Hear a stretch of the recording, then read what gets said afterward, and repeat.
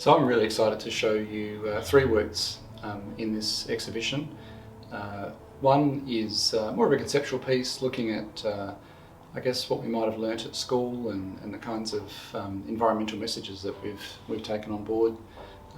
Secondly is this piece here, which is trying to bring actual nature into the gallery, which I think we've done pretty well with the grasses. And the third piece is a multimedia show using LED light. So my kind of work is quite technical. I was thinking back the other day that my three favourite subjects at school were art, physics and craft. So these are kind of bringing all three together. The whole idea about using scientific images came about 3 and a bit years ago when I was helping a friend clear her father's house out as he was moving to a nursing home. And we were throwing things into the skip, and I was throwing all these slides, the old-fashioned 35mm slides, and they were kind of intriguing. So I held a couple up the light and had a look, and they were all of grass. Like literally every single slide was of grass.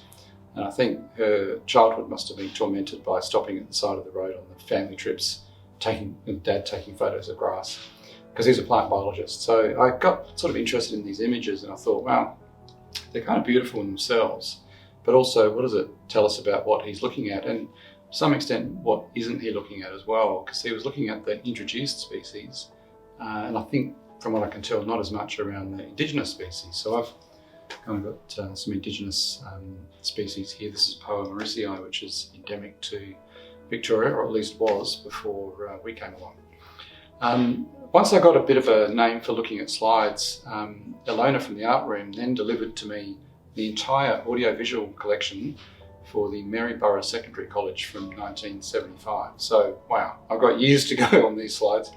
So I've incorporated that in the first piece as well, which is really some of the messages that we got in the late 70s and early 80s for those of us who went to school then about the environment. And it was the beginning of sort of environmental consciousness, but also a sense that man, as it was known, had really controlled the environment and essentially had nothing to worry about, which obviously is completely not true.